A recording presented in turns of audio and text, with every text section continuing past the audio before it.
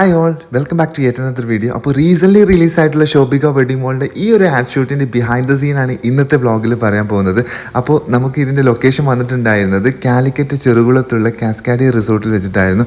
ഒരു സൈഡ് റിവറും ഒരു വലിയ പൂളും ഒക്കെ ആയിട്ടുള്ള ഭയങ്കര ബ്യൂട്ടിഫുൾ ആയിട്ടുള്ള ഒരു 2 BHK റിസോർട്ടായിരുന്നു ഇത്. അപ്പോൾ ഇവിടെ ആയിരുന്നു ഷൂട്ട് അറേഞ്ച് ചെയ്തിട്ടുണ്ടായിരുന്നത്. നമുക്കിതിൻ്റെ സെലക്ഷൻ കിട്ടിയിട്ടുണ്ടായിരുന്നത് JP കാസ്റ്റിംഗ് ഹൗസിലൂടെ ആയിരുന്നു.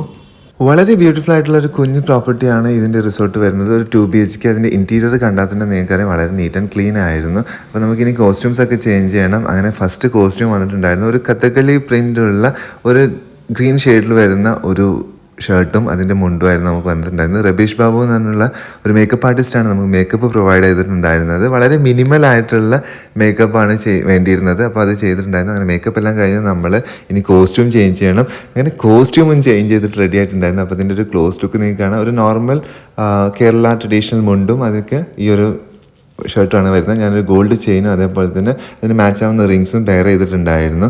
അങ്ങനെ നമുക്ക് ഇനി ഷൂട്ടിംഗ് നടക്കുന്നിടത്തൊക്കെ പോയി നോക്കാം. ഇത് ഷൂട്ടിങ്ങിനുള്ള ഔട്ട്ഡോർ യൂണിറ്റ് എല്ലാം റെഡി ആയിരുന്നു. ഇത്രയധികം എഫേർട്സ് ഓരോ ഷൂട്ടിൻ്റെ പിന്നിലുണ്ട്. എത്ര ക്രൂ മെമ്പേഴ്സ് ആയിരുന്നു എന്നറിയോ? കാജലായിരുന്നു ഒരു ഫീമെയിൽ മോഡലായിട്ടുണ്ടായിരുന്നത്. അപ്പോൾ കാജലിൻ്റെ ഷൂട്ട് അവിടെ നടന്നുകൊണ്ടിരിക്കുകയായിരുന്നു. ഭയങ്കര ബ്യൂട്ടിഫുൾ ആയിട്ടുള്ള ഫ്രെയിംസ് ആണ് കേട്ടോ ഇതെവിടെ സെറ്റ് ചെയ്തിട്ടുണ്ടായിരുന്നു. അരുൺ ബ്രോ ആയിരുന്നു ക്യാമറ ചെയ്തിട്ടുണ്ടായിരുന്നത്. അതേപോലെ തന്നെ ഷിനോദ് ബ്രോ ആയിരുന്നു ഇതിൻ്റെ ഡയറക്ഷൻ ഉണ്ടായിരുന്നത്. വളരെ വലിയൊരു ക്രൂ ആയിരുന്നു. അവർ നമ്മൾ വളരെ കംഫർട്ടബിൾ ആക്കി വെച്ചിട്ടുള്ള ഒരു ടീമായിരുന്നു. അവരുടെ കൂടെ വർക്ക് ചെയ്യാൻ പറ്റുന്നത് തന്നെ വലിയ കംഫർട്ടബിൾ ആയിട്ടുള്ള ഒരു കാര്യം തന്നെയാണ്. അങ്ങനെ ഞാനിത് ആ സമയം കൊണ്ട് അവിടെ കുറച്ച് സെൽഫിയും കാര്യങ്ങളൊക്കെ എടുക്കുകയായിരുന്നു. എൻ്റെ പ്രിൻറ്റിൻ്റെ ഒരു ക്ലോസ് ലുക്ക് കണ്ടാൽ നിങ്ങൾക്ക് മനസ്സിലാവും. ഭയങ്കര ബ്യൂട്ടിഫുൾ ആയിട്ടുള്ള ഒരു പെയിൻറ്റിംഗ് ആയിരുന്നു ഈ കഥകളിയുടേത്. സെക്കൻഡ് കോസ്റ്റ്യൂം ചേഞ്ച് ആയിട്ടുണ്ടായിരുന്നു. ഇതൊരു മിക്സ് ആയിട്ടുള്ള വൈബ്രൻ്റ് ആയിട്ടുള്ള ഒരു വൈബ് മോഡ് ഓഫ് ഷർട്ടായിരുന്നു. കുറേ ഓണം റിലേറ്റഡ് ആയിട്ടുള്ള തീമാണ് ഇതിൽ പ്രിൻറ്റ് ചെയ്തിട്ടുണ്ടായിരുന്നത്. എനിക്ക് ഭയങ്കര പേഴ്സണൽ ഫേവറേറ്റ് ആയിട്ടുണ്ടായിരുന്നു. അതിന് മാച്ച് ആവുന്ന ഒരു കോസ്റ്റ്യൂമായിട്ടായിരുന്നു മുണ്ട് വന്നിട്ടുണ്ടായിരുന്നത്. പിന്നെ നമ്മുടെ തേർഡ് കോസ്റ്റ്യൂം ഇതിലൊരു എലിഫൻറ്റിൻ്റെ പ്രിൻ്റാണ് വരുന്നത്. ഈ ഒരു കോസ്റ്റ്യൂം മെറ്റീരിയലാണ് നമ്മൾ റീസെൻ്റ്ലി റിലീസായിട്ടുള്ള ആ ന്യൂസ് പേപ്പറിലൊക്കെ വന്നിട്ടുള്ള ആഡ് ചെയ്തിട്ടുണ്ടായിരുന്നത്.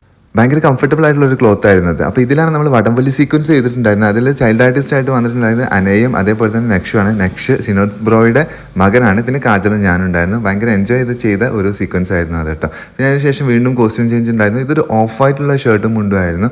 ഇതിൻ്റെ പ്രിൻറ്റ് എനിക്ക് ഭയങ്കര ഇഷ്ടപ്പെട്ടു. വളരെ മിനിമൽ ആയിട്ടുള്ള ഒരു വെർട്ടിക്കൽ പാറ്റേൺസ് ആയിരുന്നു. അത് ഷർട്ടിൽ നിന്നും ഇതേപോലെ ഫ്ലോറിലോട്ട് കണ്ടിന്യൂ ചെയ്യുന്ന ഒരു ടൈപ്പ് ഓഫ്. അങ്ങനെ ലാസ്റ്റ് കോസ്റ്റ്യൂം എന്ന് പറഞ്ഞാൽ വീണ്ടും ഒരു കഥകളി പ്രിൻ്റ് ആയിട്ടുള്ള ഷർട്ടും മുണ്ടും തന്നെയായിരുന്നു. ഒരു പ്യുവർ വൈറ്റ് ഷർട്ടും അതേപോലെ തന്നെ ഓഫ് വൈറ്റ് ആയിട്ടുള്ള മുണ്ടായിരുന്നു. അത് എനിക്കൊരു ഭയങ്കരമായിട്ട് ഇഷ്ടപ്പെട്ടു. അപ്പോൾ ശോഭികയുടെ പൊന്നോണമാണ് എൻ്റെ ഈ വർഷത്തെ ഓണത്തിൽ സ്റ്റാർട്ട് ചെയ്യുന്നത്.